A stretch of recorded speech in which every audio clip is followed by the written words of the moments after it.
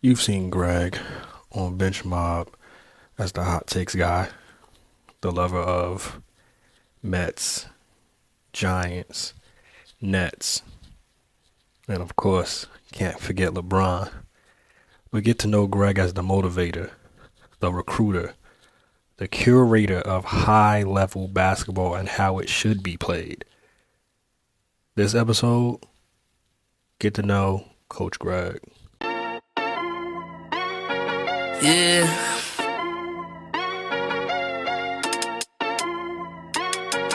Yeah. Look at me. Bench mob. They're speaking the facts that you wanna hear. They rep a jersey, the vision is clear. Diamonds glisten like a chandelier. You know what I'm here for, like Marshawn Lynch. At clutch time, we do not flinch. Real brothers, we do not switch. Hit home runs with the right pitch. Who run the city? What to do when they're hating on you? I feel like Kobe 2010. Taking the L, all I need is a win. Business is business, you know how they go. You playing the seats, now it's on the grow. Tune in now, gotta be in the know. Showtime, bitch, my about to blow. I ain't seen from now. While she was really, I did not tell you.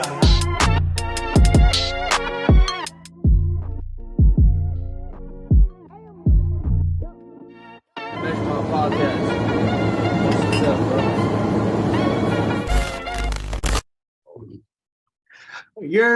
Welcome back to another episode of the Bench Mob ENT podcast.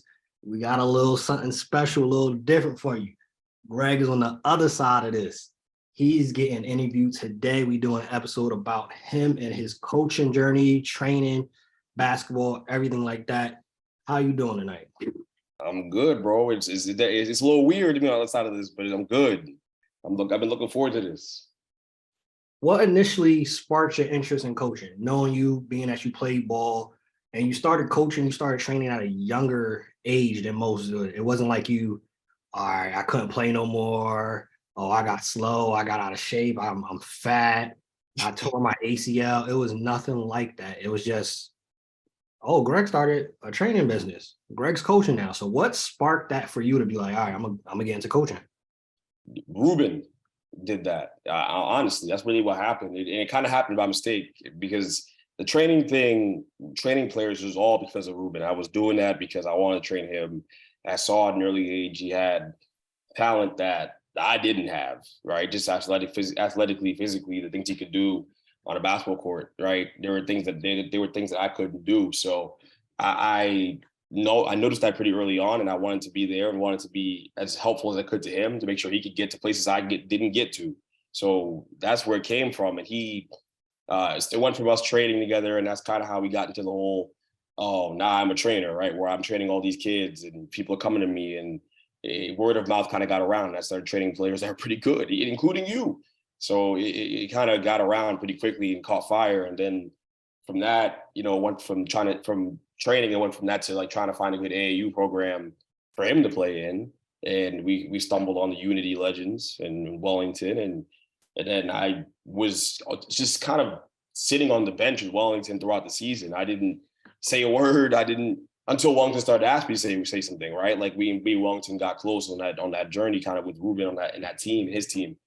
And there was a weekend where Wellington had to go away. He had something going on with his family. He could be at a tournament, and he asked me to coach, and I did. And it was nerve wracking. And then from there, it turned into him asking me to coach the next year and the next year and the next year. And eventually it was like, oh yeah, no longer the assistant guy. You're the head coach guy. So that's kind of how it all started. But it wasn't me seeking to be a coach. I never dreamed about it. It was just something that kind of happened that way. But it was complete happenstance, I guess you could say. Hey, that's how I typically start off for a lot of people. Obviously, you're not at this point of like fathers and whatnot, but typically you look at Dion, you look at LeVar Ball. They all wanted to be involved in their son's career. You wanted to be a part of Ruben's career. So, like you said, happenstance ends up happening. Wellington's out one weekend, you end up coaching, and boom, like now you're coaching. In your young coaching career so far, what has been the most difficult thing about coaching? I would say it's definitely dealing with the parents. Dealing with the parents is definitely hard. It's not easy. Coaching. I mean, look, especially in AAU, because everybody wants to find a coach that's going to be their kid's advocate, right? Because it's hard to find that. It's hard to find good coaches, and it's hard to find coaches that are going to let your kid be the front man of a team or be the best player on a team. And that's what everybody's looking for. Even if their kid's not capable of doing those things and capable of being the best player on a team, they want this, they want for their kid. It's like people think that the only way people play college basketball is by doing one thing, which is scoring a ton. That's just so untrue, right? There's so many ways you can be appealing to a basketball team, a college basketball team, a college basketball coach. You could be appealing because you're a great rebounder, or a great passer. You just always make the right play. You know, there's a lot more Draymond Greens than there are LeBron James. You know, guys. So people don't understand that, but that's the hardest thing is dealing with those parents. Because those parents are very forward, right? They come up to you. You're young. I'm younger, so because I'm younger, they think they can kind of say whatever they want and approach me any kind of way. And I've had to learn how to deal with those situations, and I haven't always dealt with them the best. Sometimes I'm cursing a guy out. I don't even, or it just kind of goes to that place. Or sometimes it's not always like that. It can certainly be better, but I've had a parent literally walk onto the court middle of a game and ask me why his son's not playing middle of a game. You know what I mean? Never forget that. Never forget that. So that's the hardest part. It shouldn't be, but it is the hardest part because you're playing that game a little bit. It's political, but I'm someone who prides myself on not letting it become political. I'm playing the best players I can. I'm putting guys in the best roles I think that are best for them, that are going to allow them to play basketball at the next level based on what I see them do. You know, and that's that. I try to do right by everybody on the team, no matter how good you are. I try to get everybody out there. I think anybody who's been around me can speak to that. Like, you've been around me, but I had Malcolm coaching me last year or 2 years ago, I guess now, or I guess it was last year. And he could speak to that too, right? So it's hard. It's hard to be a good guy in the coaching space, but I try. I coached for AAU for a little bit. It was girls, not the same experience, but as you said, the good guy as a coach is such a tough thing to do, I think, on any level, because everybody wants playing time. And honestly, which I'm sure you've always had to cross, you got to have that conversation like, your child sucks. I can't play your child. If I want my team to succeed and I want all the other players to get the right recognition, because the only way anybody is getting in college love is if we're winning, I got to put the best product out there, which I think is kudos to you. That's the toughest thing, because parents sometimes don't want to have that realization like, hey, your child best bet to get to college is actually go study because he's not good at ball. Yeah, I mean, it's a tough balance between that kid who's not that good and you still want them to have an enjoyable experience playing AAU. But also, I think a lot of these parents just think that it's equal opportunity and that everybody's going to play. And at this level, when I'm coaching 17U, I don't know if everyone can say this, but Wallington threw me right into 17U right away. I didn't coach the kid. I coached the kids maybe 1 year. I coached third graders like a year. It was a nightmare experience. I hated it. And then I coached 17U for the rest of my time. I started doing 17U and assisting them, those kids at that age. And then now I've been coaching 17U ever since. And that's not easy because as competitive as it is at this level, those kids who are just here for a good time, it's going to be hard to find your minutes. You try your best to do that. But I think the thing I've set out to do with coaching the most, because of my basketball career and how my basketball career went, is try to be an advocate for all the kids the best way I could, and put kids that aren't playing a ton in high school or don't have a good relationship with their high school coaches or other coaches they've had, so you don't know how good they are. People just don't know how good they are. I try to put those kids in a position to be successful. That's the only thing I ever set out to do. It's about them. It's a lot of fun to see them come into themselves as well. I mean, I've coached kids who come in with stigmas, like college coaches may not like him, or people in New Jersey basketball circles are talking about him and they don't like that kid, right? For whatever the heck the reason is. But I try to find whatever the hell it is they do well and put them in the best position to do that every single time on the court. And because of it, it's turned a lot of kids going to play college basketball, which is insane. I mean, insane. I never thought that I'd have that kind of impact on anybody in my entire life. But to see a kid who came in with no prospects, no college prospects at all, go from that to having college offers and having options. It is mind blowing, and I think it's the thing that keeps me going back to it, because there's a lot of things that suck about coaching. There are, period. All right, travel sucks. All right, it sucks to go to Pennsylvania and play an 8 a.m. game because the guys took a crap on themselves and didn't play hard against the team they should have beat the day before. So they're playing at 8 a.m. on a Sunday, or go 7 hours away to Pittsburgh or 7 hours away to Virginia, right, and lose and go 1-2 and your weekend's over early, but you still got to take that 8 hour that trek home, right? Like, there's a lot that sucks about it. The good thing about it is that every single tournament is a building block with these kids. So I tell the parents that all the time. It's like, no matter how bad they look week 1, it's not going to look like that in week 17 in the summer when we really get ramping up and we're in Atlantic City or whatever, or it's live period. It's not going to look like that. And if it does look like that, then my ass didn't do a good job. I did a terrible job. Something I'm doing isn't working. All right, I'm not resonating with your kids, so you can hold me accountable for that. But nah, I mean, it's been, thankfully, every time I've said that, I've looked good because it's changed. You guys play better as time goes on, and I get the best out of the people that we coach. It's a lot of fun, man. It's a lot of fun. On the flip side, would you say that the most rewarding part of coaching has been those players getting scholarship offers and those players getting college love? Has that been probably the most rewarding part of it? Yeah, that's a part of it. I think the other part of it too is the relationships you form with these kids too. It really does feel like a lifetime. Like you're gonna know these guys forever when you coach them. They're so thankful to you, right? Because I can relate to these kids. I know what I know what it's like to sit on the bench. I know what it's like to not get looked at. I know what it's like for no one to think twice about you, right? Even though you can play, like you can play. You know what I mean? But having someone there to believe in you, I think it goes a long way. I think that's the most rewarding thing, is seeing the kid just to walk out into the court and play their brand of basketball, whatever that may be, and be the best version of themselves. That is the part of it that's most rewarding to me, more so than because the college stuff will come. If you're good enough, it'll come, right? And that's amazing. I love to be a part of that. I love to hear about it. I love to see it.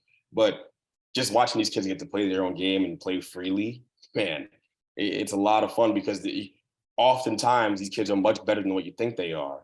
And then you just got to be put in the right position to do that, right? To show you and have I'll have someone who allows them to play through mistakes is the biggest thing. And that's what I try to let these guys do, because so many coaches and I know them, don't let you play through mistakes at all. And it's just crippling. I mean, it cripples the basketball experience for these kids. So I think that's the most fun I have with one of them. I had a kid from Madison like 2 years ago, played on Ruben's team, Tommaso.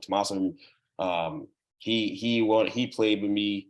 He wasn't getting the most time with Madison and everything like that. I guess he's just down in the pecking order. Tim comes to play for me, just plays great. I mean, I had multiple 20-point games. It was frying dudes, hezzying, getting in and out, pick and roll, making good reads. Dude, I had another kid, Skylar, who played from Del Barton. Skylar Venezia. He's at Dickinson now. Had no college offers coming into it that I knew of. I didn't even start the kid for the first half of the season because I thought he was a jackass. I'm just being honest. Yeah, and he knew I thought he was a jackass. And every practice he'd be like, when are you going to start me? When are you going to start me? I finally started him. And he is one of the best ISO players I've ever seen in my life. I didn't know, I knew he was talented, but I thought he took bad shots, but I didn't like. I was trying to coach that out of him. He was better, but man, that kid is offensively, one of the best offensive players I've ever seen up close. He's so good at breaking down defenders. And now he plays at Dickinson. It came together for him late. He's a late bloomer, right? So there's a lot of stories like that I have. Like that's the most rewarding part, seeing these kids step into themselves, put good film out there, have fun with it. Hey, a lot of players wish they could play through their mistakes. That's not the case often, unless you're the Derrick Roses of the world, you're the LeBrons of the world, you're the Kobe Bryants of the world. If you, Troy Brown Jr., 9 times out of 10, you don't get to play through your mistakes. It is what it is. You on a short leash, Pat Bev. You on a short leash. So that's an ideal coach to play for if it was up to me. Like, you let me play through my mistakes. Now, obviously, I know you've had to pull people. All right, that's 6 mistakes in a row, bro. Like, come on. Or at some point, you want to try to win the game, but it's like the risk and reward factor. You know, Alex Potts is a big example of that, right? Kid came in, all he wanted to do is shoot threes. I hated it. I didn't like watching it. I wasn't a fan of it. I couldn't get behind it. But he could shoot, and he was confident. And there was, you could tell there was more to his game than that. And he was a good listener. So we could build something. There was something to build there. From tournament 1 to tournament 4, there was a big difference in the way that he approached the game and played the game for me. But it was me and Azir telling him, hey, you get downhill, let's get to floaters, let's get in the paint, let's kick it out, right? Create for the people, like play the game the right way.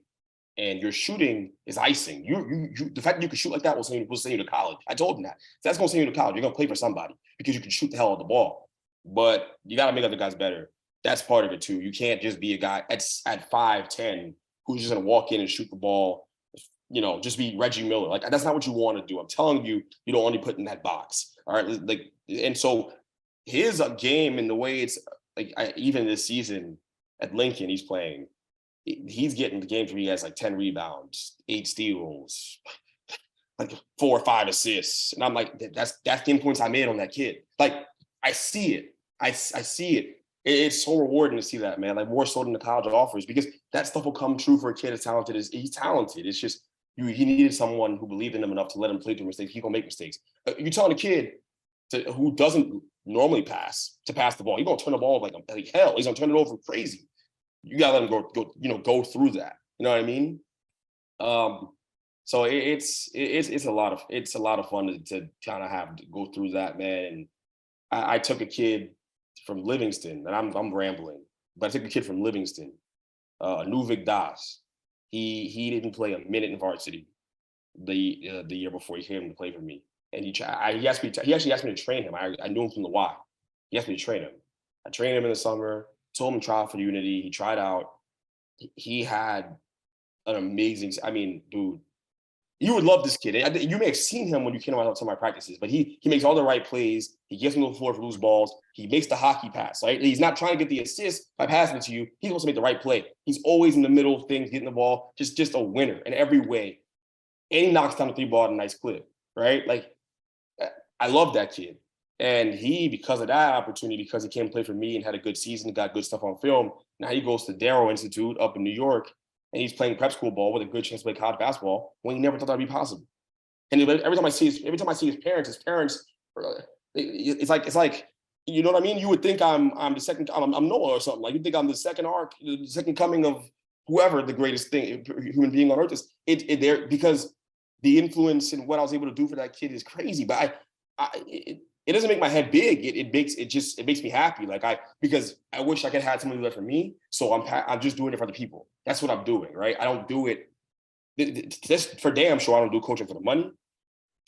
There's not a lot of it. I don't do it for the travel and none of that stuff. There's no perks, man. There's no crazy perks. I get nice gear. I only do a good job with gear. But it's because of these kids. And that's really why I do it. It's so much fun, man.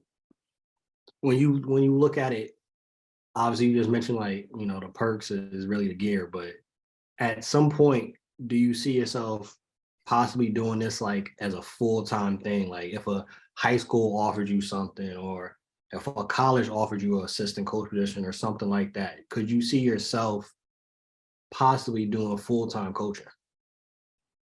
I've been thinking about this a lot for a long time. I don't know how much those guys get paid. Something tell them to keep my job, my full-time job. I think high school coaches keep the full-time job. But if high school came calling with a job offer, I would strongly consider it. I would strongly consider doing it. I never thought I would, but I've been going to watch a bunch of high school games, especially this year, as you know, kind of looking at kids, watching kids play. And I've come to the conclusion that if those guys can coach, I can coach. I think there's a lot of bad coaching going on in New Jersey high school basketball. I'm just being real. It's not me tooting my horn. I'm just keeping it a buck. It's the way the game is being coached. You're seeing a whole lot of coaches not letting guys play through mistakes. And I can't, and meanwhile, you're 0-9 or whatever you are. You're not winning a bunch of games. So, I think there's a bunch of kids that would love to kind of have a coach who would let them play through mistakes and be a little more free and easy in that way. I think it'd be a cool, interesting next chapter to kind of take in the coaching to space. I would strongly consider it. There was a time where I would have told you hell no, but I'm leaning more towards like if that ever came along, I'd do it. I would definitely do it. Now you ain't been coaching 10, 15, 20 years, 25 years, but in this coaching game, whether it's on the professional level, the college level, AAU level, who are some of your inspirations when it comes to coaching? Like I know who your inspiration was when you was playing ball, who you were looking at, especially left-handed ballers. On the coaching side though, who are some people that you are inspired by, that you pay attention to as coaches? Yeah, I mean, now more so than anything, I guess, on an NBA level, I'd say I watch more a lot of what Popovich did with those early Spurs teams. I think Steve Kerr is a basketball genius. He does a great job with the system he has in place. I believe in playing out of action more so than playing out of set plays. So I like to like kind of install actions these guys can go and play out of, because you're not overthinking the game. You're just playing if you're playing out of actions, right? Like pick and roll, like a dribble handoff, like back screens, like those things are simple. So it allows guys to be the best version of themselves because they're not constantly thinking about where they should be, thinking about they're just playing. It's a free flowing that thing. So Steve Kerr and Popovich are the kings of that. You're not seeing them call a whole bunch of plays. They're not over coaching, right? It's very simple because basketball's simple. I think that's the thing that people get lost on. So those guys are two guys I definitely look up to. On a much smaller level, Coach Mategno over at Blair, he does an amazing job. He's come to a couple of our practices with me in Wellington and talked to the kids, talked to us about how he coaches over at Blair and what his philosophies are. It's a lot of what I'm talking about. He also was a Team USA coach. It's a lot of that. Coach, you coach out of action, right? You're playing out of actions. You're not going to play out of set plays as much. I'm not going to call Michigan and you guys are going to run 50 different back cuts and screens. It's not going to be that. I'm not going to do the Seton Hall prep thing where we have a Princeton offense, and that is playing out of action. So I should, give him credit. But it's not even that much. It's not even that much structure. Like it's just I want to give you a framework. You go, you play out of it, and be the genius you are on the basketball court. Be the best version of yourself on the basketball court. Make plays. It's about you, not me. And I'm there to guide you when you need it, kind of situation. So those three guys are big, and obviously Wellington, watching him coaches was really important for me early on. Really important early on. Wellington, I learned a lot from the way he interacts with the players. It's definitely more free flowing the way he coaches too. So I think I was watching that. I was able to kind of pick up on those things and implement that in the way that I chose to coach guys. But he was a big influence on the way that I approach it, for sure. So definitely Wellington as well. And some of those principles he has, playing super fast. I don't do all the pressing he does, but all playing super fast. That's something that I took from him too. So he's definitely a big influence on me for sure. You've been on the player side. From a coach's perspective, what makes a player coachable? Yeah.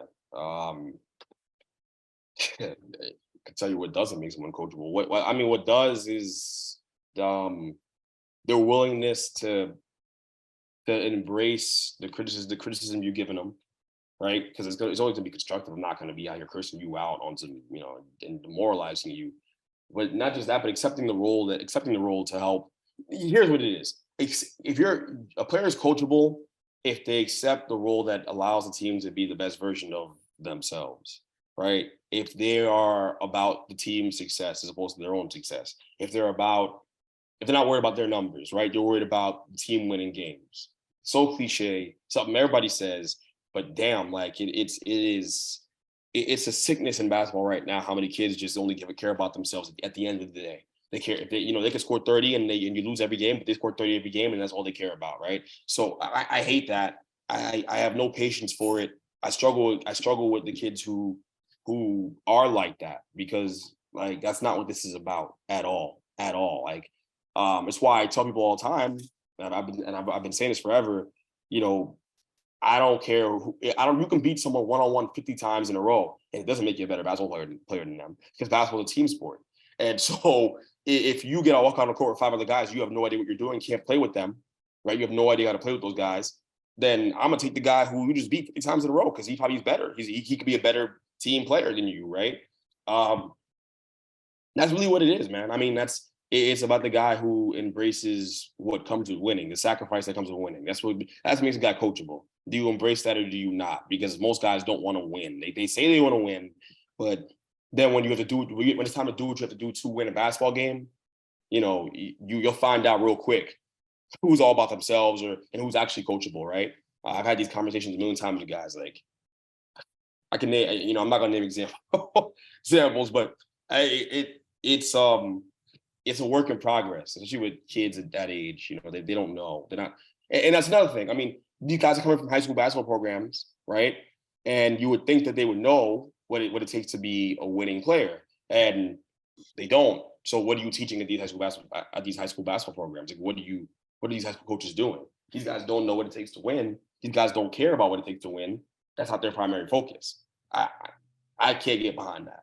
And if you ever when you win as a team, everyone eats. Everyone get an offer. Everyone's gonna do well, right? But people don't really understand that. So, anyways, I'd say that's what kind of constitutes being coachable. Yeah, we already touched on that too. Like, hey, if we winning, that means there's scouts here to look at everybody. Like, right. You possibly could get an offer because, hey, we're winning. So there's a scout here that might be here for the starting point guard, but you just went off of 40. You just had a double-double. You just had the game-saving block, and you had 3 charges. Come on. People be forgetting. There's a guy named Alex Caruso that leads the league in charges and is getting paid. Like $40 million. Most of he's averaging like 5, 4, and 4, but he's in the league. Alex Caruso is deemed untouchable by the Bulls. The Bulls don't want to trade him. They're willing to trade Zach LaVine, but not trade Alex Caruso. What does that tell you? That what I'm saying is right. What you're saying is right. That's more valuable than someone who scores a bunch of points. Like the person who makes all the winning plays, the Anuvik Das of the world. Like that's what you need. Like I'm telling you, bro. Like people don't understand. Before we go to the last segment, right? I got a twofold question. What would you change about AAU basketball? And what would you change about basketball as a whole? Yeah. AAU. I mean, I think what I'd change about AAU is how the singular focus in it. Right. This is gonna be a convoluted answer, but the singular focus in it. All these kids and all these parents, a lot of them are only focused on their kids, right? And I get it. But a lot of these people come into these AAU teams and these programs, and every spring they walk out there with the same expectation that their kid's going to be walking to stardom, and they're going to be a star, and their version of stardom is very narrow-minded. It's like, oh well, he's an average over 20 points and killed the circuit, and he's going to get a bunch of offers. I think it's just very narrow minded in terms of how they view success. So I would change that. I would change the definition of success. I would change that for sure, and say that it's more than that. It's kind of a kid stepping into his role, and whatever that role is within winning. And if he does that, you got a good situation in your hands, and you're gonna see success from that. So I would say it's kind of what I view it, just a more team oriented approach. Basketball overall, I you know what, I talked to you about this. I would change the whole bucket getter mentality nonsense. I would change the whole I hate that. I hate that. It's important to be able to create your own shot, to get a bucket. That's fun, but being able to create for other people is equally as important, if not more important. And being able to understand how to make game-winning plays from all spots on the floor is the most important thing. Being able to be a winner. Being a winner is making game-winning plays, diving on the ball for a loose ball, understanding team defense, making the extra, you make the extra effort on defense, right? You rotate out to help. You know how to play help defense. You just diving into passing lanes when you have an opportunity, right? Just getting dirty, getting on the glass, right? Getting on the glass, taking the charge when it's there. Those things are more important than anything else. So I would say the bucket getter mentality ruins basketball only for me, because you have kids that walk in and they can score like crazy, and it's like that's all they want to do, and they don't want to do anything else. And if they have a bad day shooting the ball, God forbid, they're literally, they can't play. They can't play. So I think and they're not getting guys involved, so everybody else has no rhythm, and we all struggle as a team. So I would say that's what I'd get rid of in basketball for sure. Last one before we go through, right? You've been able to connect with young players, which a lot of people have a hard time doing. You've been able to see your players get better. You've been able to see some players go on to college and play college ball, which the big picture with that is the fact that some of these kids are now getting full rides and getting an education for free, which is the bigger picture and more important thing that a lot of people as athletes, which I've been guilty of, and we know plenty of athletes that just, oh, I just want to play ball. If you're able to get the education for free too, that's a huge, huge factor, huge plus. All of that encompassed, what would you say if you had to point to one thing, two things that has helped you succeed as a coach? I think I've been able to draw on my experience playing basketball a lot, and so I get where these kids are coming from. I get the frustration of the kid, right? I relate a lot less to the kid who's super talented and playing every minute on the court than I do to the kid who's sitting at the end of the bench. I relate more to that kid than I do to the kid that's playing a ton and a star, you know. But I think that's been helpful because I understand exactly what that kid feels, how they can get better, and I understand. But at the same time, the kids who are playing a ton for me and are the star, right? Like they're also in their own right, they're underdogs because they're playing for me. They're not playing for a EYBL circuit. They're playing for us, a grassroots program, right? Not to talk bad about Unity at all, but we don't got the Nike sponsorships and all that. We're not flying on PJs. So yeah, I think I relate to all these kids because at the end of the day, they're all underdogs. They're not known, right?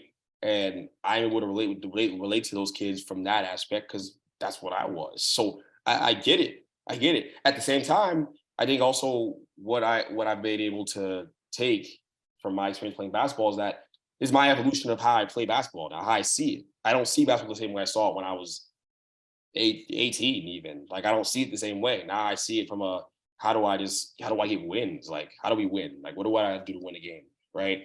From a skill, the training helped me a lot, training kids because I understand individual like skills and breaking that down and how to implement those things into a kid's game to make him better, to kind of amplify the things they do really, really well.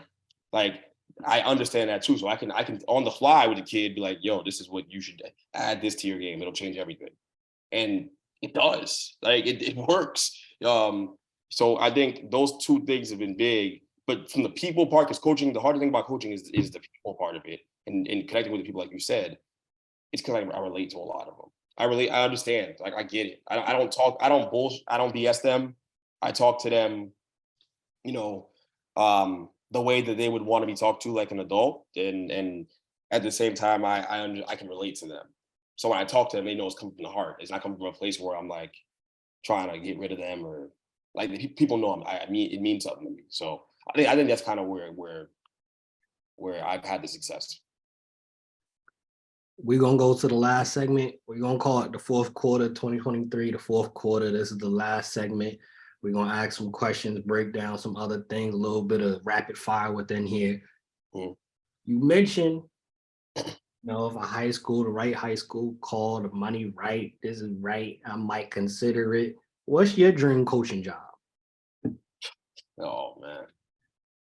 Dream coaching job. I don't even know that I look at this that way. I mean, if I had the choice, I think there are a lot of places that could call that would be interesting. You know, I would intrigue me. Would you want it to be on the high school level, the professional level? Like, what would that look like for you? Yeah, I mean, if we're talking about professional and college and all that stuff, right? I mean, that's certainly more of a commitment, first of all. Second of all, if that's the case, it's going to be an assistant to start, which is fine because I still have so much more to learn. Like, it's not like I'm some basketball genius, I would say, right? Like, there's a lot to learn. I guess if we had to do dream for hypothetical purposes, maybe an assistant job at UNC would be insane. You know, something like that. That'd be insane. But a head coaching job on a small, I mean, and this would be just as big of a deal. Getting a head coaching job at just about any high school where my life wasn't in danger because the school was just that bad. You know, as long as you're not calling me from Newark or something like that, we could talk about it. And that'd be a dream come true. Let's just put it that way. I ain't got to walk through metal detectors to get into your school. I got to dodge bullets. That's the biggest thing. Yeah, the Nah, that's facts because it's already more than X and O's with coaching. But then if you coaching in certain areas in New Jersey, it's more.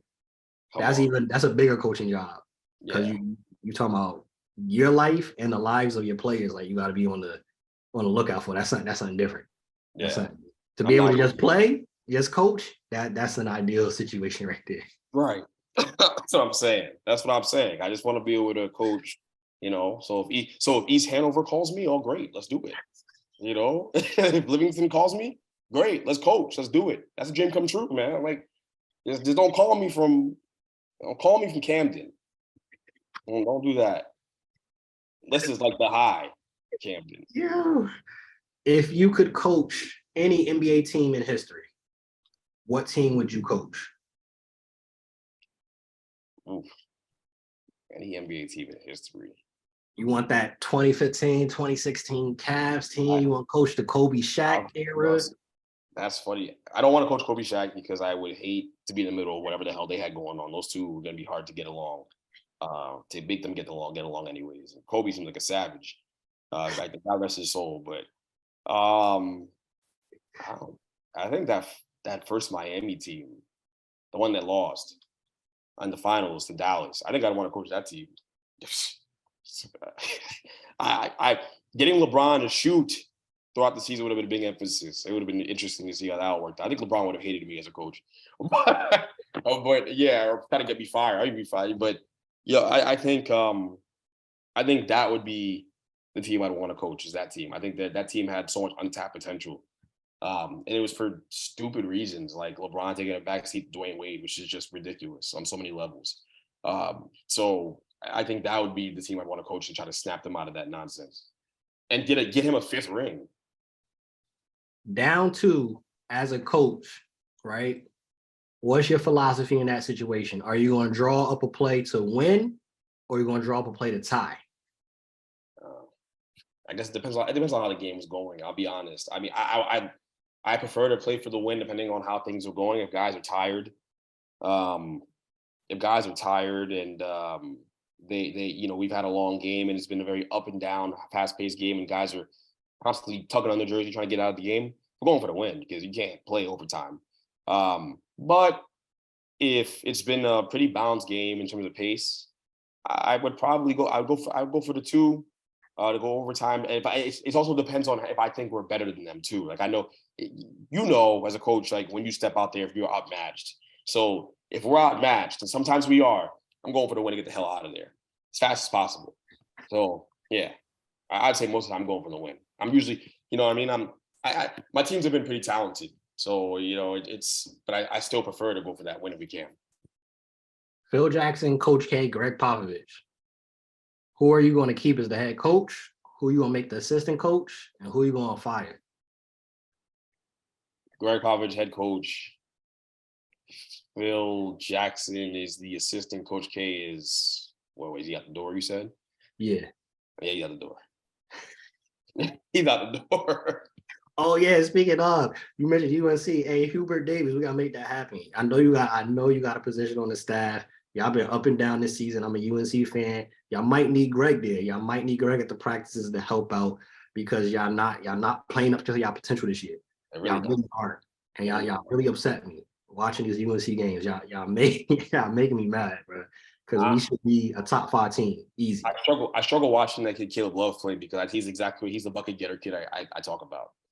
I don't like he is talented and everything, but he's not efficient at all. And it's tough to watch him play, man.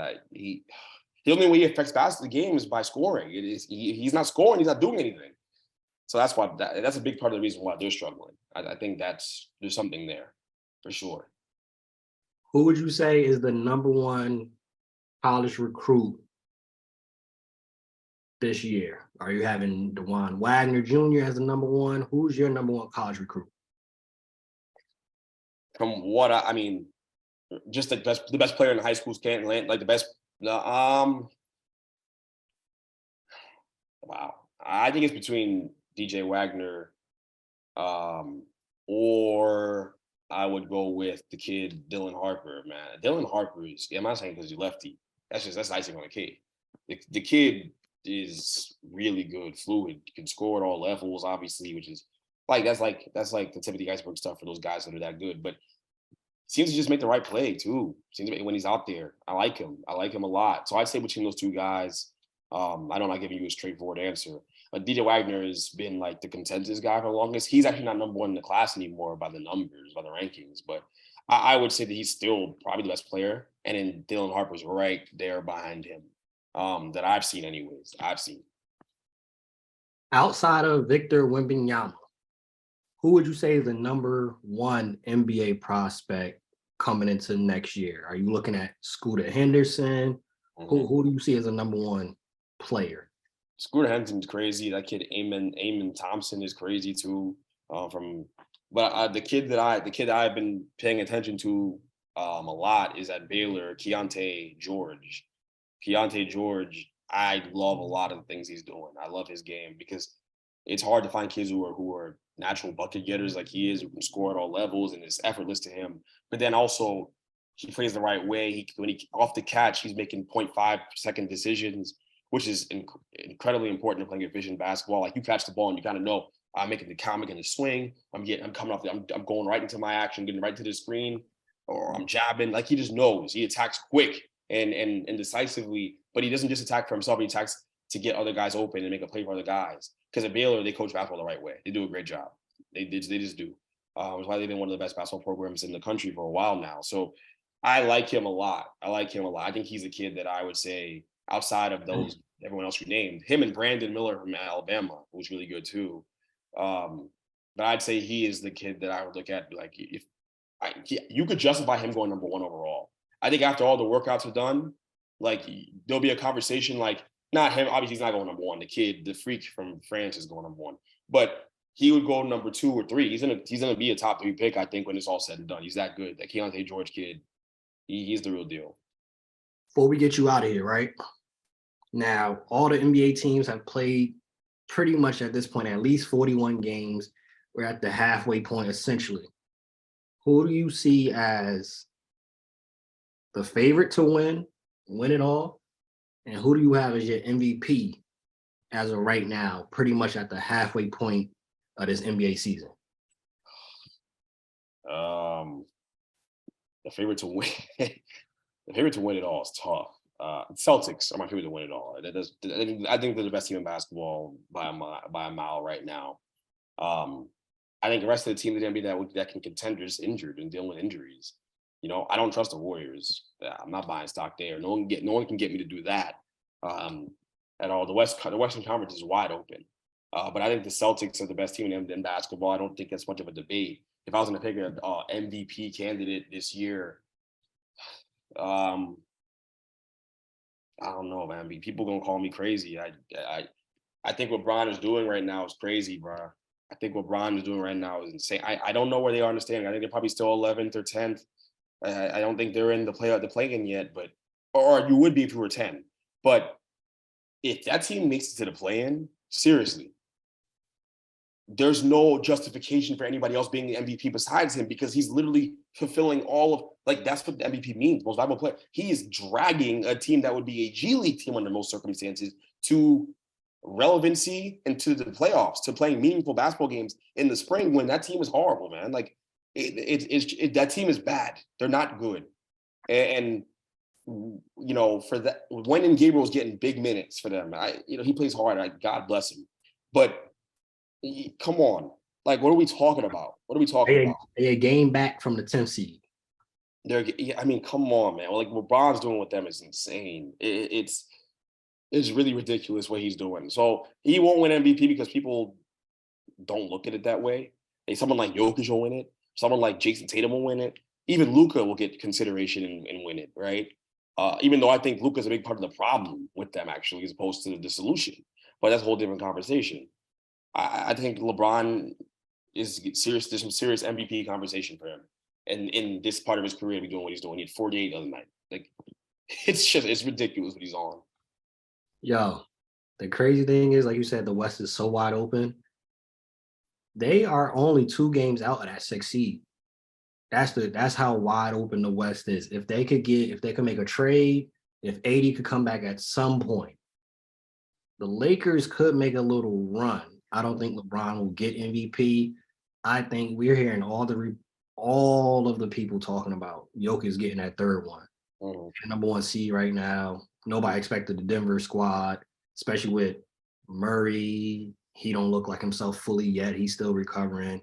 Mm-hmm. Porter Jr. is still on the. So I would love to see LeBron get it. I think he'd be the oldest MVP ever. And again, the Lakers should have like 12 wins this year. But because of LeBron, they don't have that. Yeah. I do want to, before we get out of here, because I am very much on the same page, and I just love to hear your viewpoint on this, and I'd love to be able to post this for some content. Mm-hmm. Please touch on, before we close out, please touch on how Luka is the problem in Dallas, because a lot of people don't see it.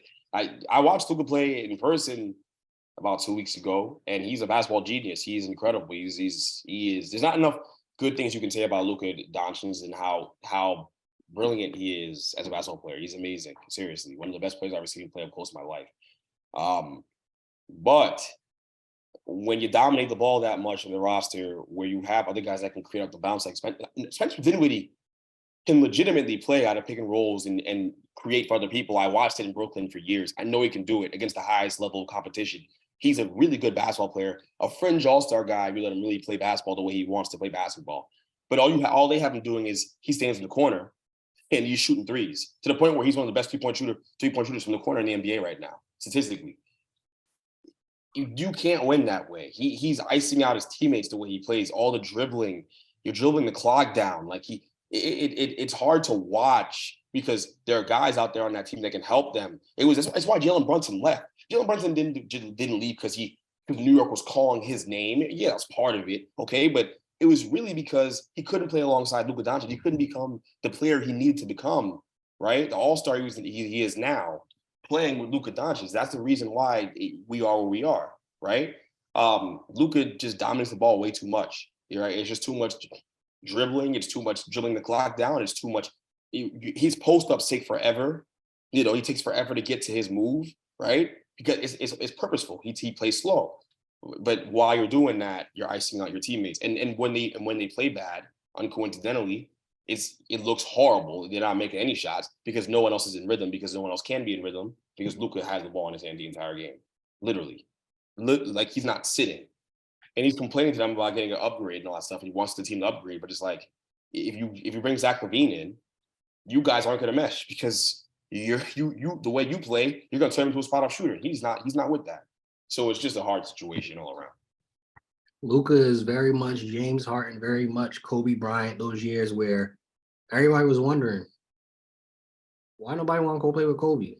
This is exactly why. And I don't think any star, unless Luka changes his game, is going to want to go play with Luka and basically stand in the quarter. Don't nobody have no problem like Paul George and Kawhi. Paul George is like, I'm number 2. I got no problem being number 2. Mm-hmm. People have a problem being that talented and have to be basically go stand in the corner and watch me get work. And then, as you said, which people completely forget because either they don't play ball or they don't know basketball. You want me to stand in the corner for the first 20 seconds of the shot clock and then pass it to me, and I'm just supposed to be able to make it immediately. Not in rhythm. I didn't touch the ball at all. I haven't touched the ball 3 straight possessions. Now, because you're getting double team, kick it out. Why didn't you make it? Mm-hmm. I'm not in rhythm. You don't even let me rebound the ball, Luka. Mm-hmm. You get your triple doubles, very Russell Westbrook-esque.